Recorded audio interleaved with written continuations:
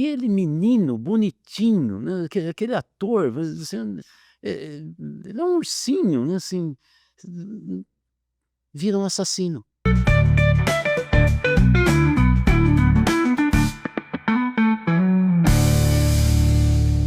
Mas gente, nesse Rodar Analisa de hoje, a gente vai comentar, um pouco sobre o que a minissérie Adolescência que explodiu, eh, todas as redes sociais, muito comentado, pais desesperados. Vamos tentar trabalhar um pouco o que é que essa minissérie diz para nós e o que ela trouxe, por que ela criou tanto impacto. Mas para não ficar muito centrado, para a gente criar uma espécie de contraface ou uma leitura mais ampla, sobre os temas que essa minissérie traz, a gente decidiu também trazer um filme de 1995, é um filme chamado Kids, que deu um impacto tão grande ou maior do que essa minissérie Adolescência, na época.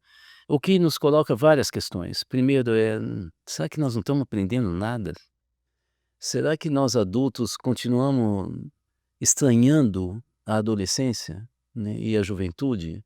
Será que aqueles adolescentes, personagens do Kids, hoje pais, estão cometendo os mesmos erros que eles acusavam dos pais? Tem algo aqui que eu acho bem grave e que a gente gostaria de estar explorando. Antes de começar então, eu queria novamente pedir para vocês se inscreverem nos canais da Cultiva, no Instagram, no YouTube, no Spotify. Cliquem no sininho, porque o sininho vai avisá-los quando tiver um programa como esse novo já no ar, disponível. Você vai receber a notificação. Divulgue o link, daqueles programas que você achar mais interessante, divulgue nos seus grupos, nas suas redes, seus amigos, na sua família, que a gente quer formar uma comunidade reflexiva sobre esses temas importantes da sociedade brasileira, mundial. E mande perguntas através do nosso número de WhatsApp ou então através do chat desses canais que eu citei agora há pouco, porque essas perguntas, além de nos orientar, a gente destaca várias e responde através do Fala Rodar, que é outro quadro, que a gente vem desenvolvendo aqui. Bom, vamos começar pelos filmes.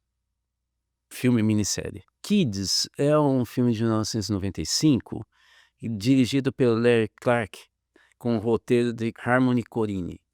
É um filme que trabalha com um grupo de jovens, ainda na adolescência, quase entrando na juventude, e que estão meio soltos pelo mundo, a maioria deles, alguns deles, de família muito rica, mas a impressão que dá é que os pais não têm tempo para os filhos e eles andam em bando por uma metrópole. O filme retrata muito jovens e a sua sexualidade, jovens naquele momento, né, o uso de skate, por exemplo. Então, assim, todo o vigor físico, mas também um certo egocentrismo ou egoísmo mesmo. O filme termina, claro que eu não vou contar o final, né, mas o filme termina de uma maneira muito triste, em que a menina que era mais tímida pega um ônibus para contar uma parte de uma tragédia que envolve o rapaz que era o líder, o mais soltinho, mais pirado e mais egocêntrico de todos do filme, né. Esse filme gerou muita polêmica quando ele passou a ser exibido, porque todos os atores jovens do filme, eles estão tratando de questões de droga, sexualidade, e eles eram adolescentes. Então, do ponto de vista da lei, o filme é na contramão, cometia um monte de ilegalidades, né, de exposição, desses jovens a temas, muito complexos, e que poderiam afetar profundamente a vida deles próprios, né. Exposição em público e tal. E o filme é extremamente ácido. Houve, como eu já disse no início, uma série de debates no mundo inteiro e no Brasil também, e eu lembro de um artigo publicado, eu acho que na Folha de São Paulo, do Jurandir Freire, um psicanalista, em que o texto dele, me impactou quando eu li. Ele está escrevendo sobre o Kids e ele então envereda para a seguinte questão: o que a gente às vezes não pensa como pai é que aquilo que a gente demonstra ou fala meio que sem grande ênfase, é um valor para a gente projeta aquilo como importante, os nossos filhos levam ao limite. Então, se eu falo que esporte é muito importante, que eu não gosto tanto de trabalho, os filhos vão levar ao limite o esporte. E nesse sentido, ele está falando do abandono desses jovens que o filme retrata, e no meio do artigo ele diz: "Pois bem, algo duro que nós não conversamos na sociedade contemporânea, é que um pai, naquele sentido do que ele demonstra como importante para ele, os filhos levam ao extremo", ele diz: "Um pai que abandona a família, se divorcia para ficar com uma jovem, uma esposa mais jovem, o que ele está dizendo para os filhos?", diz o Jurandir nesse artigo. Ele está dizendo que entre a responsabilidade e o prazer, o mais importante é o prazer. Ele está fazendo uma sugestão para voltar para o filme e falar: esses jovens, adolescentes do filme, abandonados pelos pais, eles não estão sendo rebeldes em relação ao que os pais fazem. Eles, na verdade, estão levando ao limite o que os pais fazem. Eles não estão em oposição. Eles estão seguindo o caminho que os pais apresentaram para eles. Então, pais muito consumistas, que brigam o tempo inteiro, pais que não têm equilíbrio emocional, que ficam falando mal do trabalho o tempo inteiro, dos outros, vai construir esse ambiente. O filme Kids é muito mais duro do que a adolescência. Então, por que a adolescência chamou tanto atenção? Em primeiro lugar, coloca os pais como completamente marginalizados da vida concreta e real no mundo das redes sociais e do acesso direto à internet via smartphone dos seus filhos, principalmente pré-adolescentes e adolescentes, mas também crianças. Segundo, esse livro que vocês estão vendo na capa aí, que se chama Geração Ansiosa, né, que vem sendo best-seller no mundo inteiro e que vem revelando um pouco o que a adolescência nos mostra, né? Ou seja, os pais ficam muito preocupados com a vida offline dos seus filhos, fora das redes sociais, e se esquece do que o que está acontecendo mesmo, que muda a vida, que cria angústia, depressão, agressividade dos filhos pré-adolescentes e adolescentes, é o mundo online. Os jovens estão substituindo, nós vamos falar daqui a pouquinho, as suas famílias reais por um mundo virtual, que são as redes sociais, os grupos. Você pode ver, você entra no metrô, no ônibus, todos os jovens, adultos também, mas como a gente está falando de jovens, estão no celular o tempo inteiro. E a gente vai para um almoço de família, os jovens estão no celular o tempo inteiro. E eles ficam irritados, você fala: "Pô, não vai conversar?". Cara, peraí, pô. Porque o mundo deles não é o mundo offline, não é o mundo real, concreto, que está tocando os segundos no relógio. É o mundo virtual. E nesse mundo virtual, o que nós vamos ter é justamente uma situação de total exposição e grande expectativa sobre o desempenho de cada um de nós. Há um autor que nós da Cultiva gostamos muito, que é o Byung-Chul Han, esse filósofo coreano, alemão-coreano, né, que ele nasceu na Coreia do Sul, mas ele é professor há muito tempo na Alemanha. E ele escreveu um dos primeiros livros dele, que todos os livros dele são muito famosos, mas ele escreveu um livro que mais ou menos articula todos os outros, né, é o carro-chefe, que se chama Sociedade do Cansaço. E o que que é a tese central do Unna? Ele está dizendo que a sociedade contemporânea é uma sociedade que exige muito da gente. Exige que a gente seja perfeito no sexo, que a gente seja perfeito no trabalho, no esporte, que a gente poste de maneira sensacional os vídeos, tenha muita selfie, com muito like dos amigos, que a gente chega numa festa, todo mundo lembra da gente sabe cantar, a gente sabe dançar, tal, e isso não acontece no mundo real. E ele vai dizer, isso vai gerando uma frustração e um cansaço.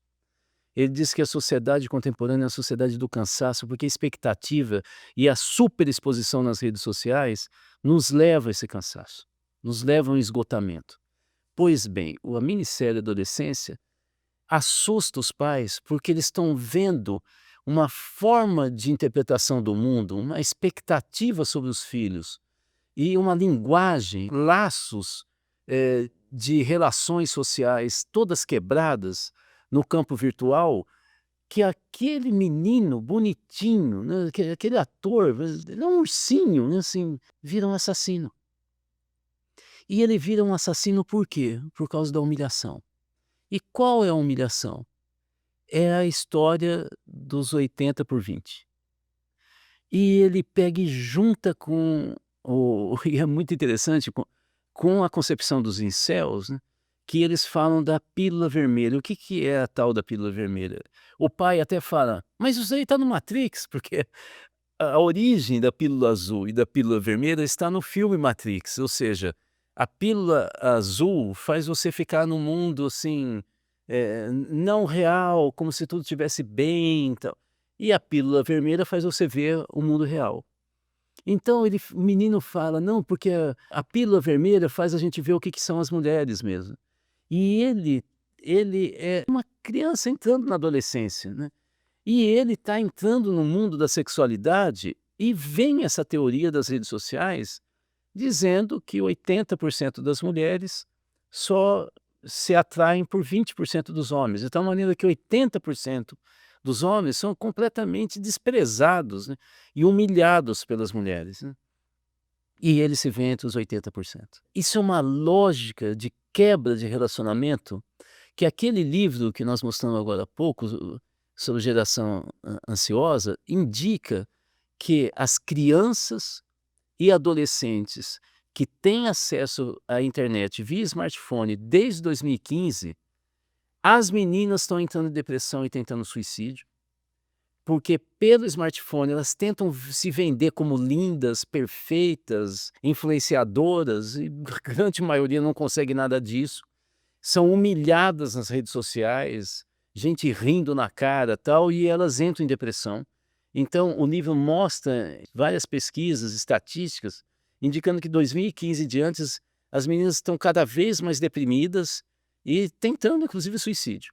E os homens? Eles se jogam através das redes sociais em sites pornográficos e videogames violentos. Então isso estimula, as redes sociais estimulam a agressividade, o ataque. Então são os homens, jovens, crianças, depois de 2015, quando começam a acessar a internet via smartphone, estão sendo estimulados diariamente a ficar mais agressivos, violentos e não aceitar gente que os humilha. As meninas para baixo emocionalmente e os homens violentíssimos. E aí entra a cultura incel, dentro dessa lógica. O incel acha que as mulheres não prestam e elas existem para humilhar os homens. Portanto, você pode usar como uma laranja que você chupa e depois joga o bagaço, mas você não pode se relacionar de maneira séria com as mulheres, porque elas são perigosas. Então, o que a minissérie Adolescência trouxe de diferente do Kids, que eu já disse, é um filme muito mais ácido do que a Adolescência, é que os pais ali se veem num desespero. Porque no Kids eram jovens, uma menina mais doce, como eu falei, mas eles são agressivos. Aqui você tem um menino que até o final, ele está o tempo inteiro dizendo que ele não matou ninguém, mas a hora que ele vai falar o que aconteceu, ele desaba. E ele desaba porque ele acha que ele estava sendo humilhado pela sociedade através daquela menina que ele matou. É como se fosse um jorro de uma revanche de uma pessoa que é boa, mas que estava sendo destruído e humilhado diariamente por uma garota. O que que ficou para os pais? Aonde que nós estamos errando? Como é que a gente enxerga isso? Porque o pai é um trabalhador na minissérie e ele fica desesperado. Quando finalmente mostram um vídeo na delegacia mostrando o assassinato, ele não consegue nem abraçar o filho, depois ele respira e abraça, e dá alento. É algo, extremamente, complicado, e aí eu gostaria de dar uma amarração. O que que é a adolescência? Vários psicólogos dizem que a adolescência é uma moratória na vida do ser humano.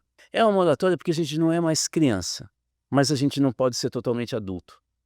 Mas esperam que o adolescente faça algo que mostre que ele está amadurecendo e chegando perto de ser adulto. Com uma moratória de um país que diz: "Eu devo, mas não vou pagar essa dívida", a adolescência é uma fase da vida em que os adultos falam: "Você é quase adulto, mas você não pode fazer o que adulto faz. Mas você tem que provar que você está amadurecendo. Você pode ter filho, você já está sexualmente maduro, mas você não pode porque você não é adulto. Mas você tem que, de alguma maneira, ir aquecendo". Então, os pais ficam muito preocupados quando os filhos não têm namorados, não têm nenhuma vida afetiva fora de casa. Mas também não pode ser muito, é mais ou menos, não é? Isso é moratória. Os adolescentes não podem ter carta, de habilitação para dirigir um carro, mas eles têm que treinar, né, nas ruas ermas, nos terrenos baldios, onde for. Para ele estar pronto, porque senão ele não passa de primeira na escola que vai depois lhe dar a habilitação. Então, assim, a moratória é uma ansiedade, uma busca pelo futuro. É o pior momento da vida do ser humano, sem dúvida nenhuma. É muito angustiante. Mesmo porque você está começando a se relacionar e ter uma noção de justiça a partir de uma leitura e comparação do que teus pais sempre falaram para você e que os outros jovens e as famílias dele falam do que é o certo. Você começa a fazer uma comparação e vem também frustrações, porque eu achava que era tão perfeito isso, e depois eu vejo que não é tão perfeito, até questões banais, como o time de futebol dos meus pais, ou de vôlei, ou as músicas, ou que de repente eu vejo outras pessoas e outras famílias que me relacionam falando que aquilo é brega, ou que aquilo lá é bobagem, e tal. E esse é um momento difícil da vida.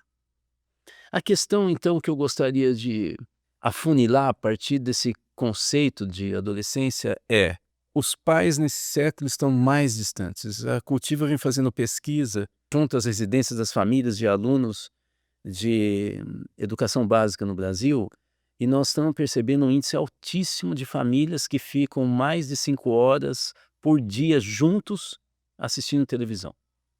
Eles não conversam. Em famílias de mais alta renda, nem isso acontece. Os filhos, as filhas, adolescentes ficam nos quartos, fechados, como nos Estados Unidos, acessando o celular ou o tablet ou a tela do computador, ficando horas de madrugada. Os pais tentam às vezes controlar, mas não estão conseguindo, porque tem uma hora que eles desistem, as brigas são violentas.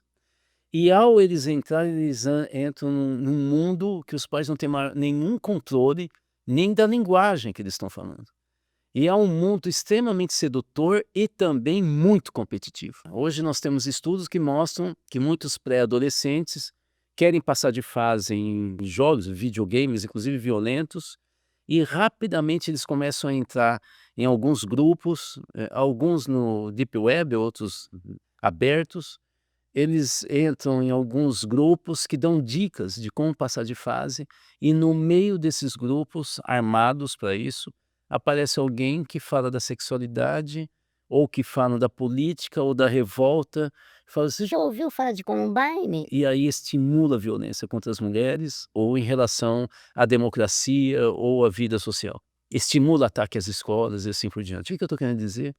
Que o celular hoje virou um espaço de uma família postiça. Não é exatamente como uma família, mas é muito próximo, porque as crianças, adolescentes e jovens estão aprendendo a linguagem não com os pais, porque ficam assistindo televisão em silêncio, não tem troca. O universo vocabulário vai lá embaixo. Mas nas redes eles estão conversando o tempo inteiro. Eles têm vestimento, etiqueta, princípios morais, exigências de comportamento, lealdades, ataques, leitura sobre os inimigos e os amigos. Tudo se dá nessa família postiça que são as redes sociais. O que nos coloca, então, uma última questão. O que caberia, principalmente para o Estado e as políticas públicas? Destacaria 3 possibilidades. A primeira é o retorno de uma defesa fortíssima que foi coibida pelos anos de extrema-direita no Brasil, que é a educação sexual. É um espaço de discussão da sexualidade, das doenças, dos mitos como essa dos incels, ou seja, é preciso ter uma conversa sobre isso, não para ensinar como é que se faz sexo. Em alguns casos até se o adolescente, o jovem, busca essa informação, tem que ter uma pessoa preparada para responder isso. Mas a grande questão é ter uma vida saudável e tranquila, entende? De você saber que as suas escolhas têm consequências, né? Você tem que discutir isso, com os nossos jovens, né? A segunda questão é a formação de grupos de escuta nas escolas, igrejas, mas principalmente nas escolas. Eu acho que isso é uma política pública. Eu queria sugerir aqui para vocês, para não falar demais, a gente está terminando já esse Rodar Analisa, um livro escrito pelo Christian Dunker e pelo Cláudio Tebas sobre a importância da escuta, tanto que pode parecer até estranho, pelo palhaço profissional como pelo psicanalista. O livro é genial, vocês estão vendo a capa do livro aí, vale a pena você ler, é uma das coisas mais lindas que eu já vi, mais tecnicamente importantes sobre a escuta, falando da escuta empática, né? Tem uma passagem que o Cláudio Tebas conta, que ele foi numa escola que os alunos pediram para ele falar sobre um livro infantil que ele tinha escrito, premiadíssimo, e ele começa falando o que vocês querem ouvir, e a criança que ele passa a partir daí a chamar de um dos mestres da vida dele, fala, mas Cláudio, antes da gente ler, a gente pode brincar? E desconcerta o Cláudio, e ele vira para a menina e fala, claro, mas por quê?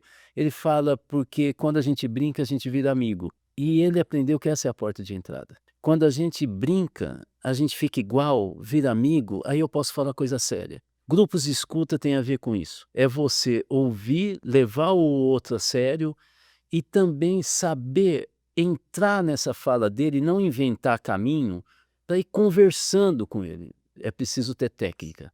E, finalmente, é a ideia da gente organizar melhor o tempo de convívio das famílias. Eu quero sugerir, para terminar, isso aqui já daria só um Rodar Analisa específico, que é a ideia da gente ter, assim como a gente tem agente de saúde, a gente tem um agente das escolas, um agente de educação, que vai até as famílias esporadicamente, que organize jogos com as famílias, que pode ser jogo do orçamento, jogo dos direitos do município, dos equipamentos, o que vocês quiserem, dos jardins, do bairro onde eu moro, mas que esse educador vai ali para estimular um convívio, para discutir a vida social. Fazer com que eles saiam só da tela e conversem entre eles, que faça mediação. E, inclusive, também ser uma EJA volante, porque a voz, 25% das famílias hoje, dos nossos alunos de rede pública, são criados direto ou indiretamente por avós. E muitas avós são doentes, eles não vão continuar a vida escolar. Mães trabalham. 25% das famílias brasileiras são monoparentais, só a mãe está na maioria dos casos, com os filhos, né? Ela não tem tempo para ir até a escola estudar. E o que a gente sabe hoje, dados do IBGE, é que o maior fator de desempenho escolar no Brasil é a mãe, é o perfil da mãe, inclusive o nível de escolaridade dela. Então, uma das sugestões é essa, que a gente tenha um profissional que leve a escola para a família, esporadicamente. Bom, gente, vocês viram que é um tema complicado, eu tentei falar até mais devagar, para ver se a gente não assusta tanto. Espero que tenha contribuído, e se contribuiu, divulga, por favor, o link. Se inscreva nos nossos canais, nós queremos chegar a 2 milhões. Era para ser no final do ano, mas com as tarifas que o Trump pôs, a gente já está ficando meio preocupado com isso. Talvez seja daqui 2 anos, mas ajuda a gente a chegar nesse índice aí o mais rápido possível. A gente está no Spotify, a gente tem canal no YouTube, temos no Instagram, clica lá, clica no sininho e mande suas perguntas através do nosso WhatsApp ou do chat desses canais. Até a próxima, um beijo. Esse programa é um oferecimento do Instituto Cultiva, mais de 20 anos com foco na educação para a cidadania e participação social. Saiba mais no site institutocultiva.com.br.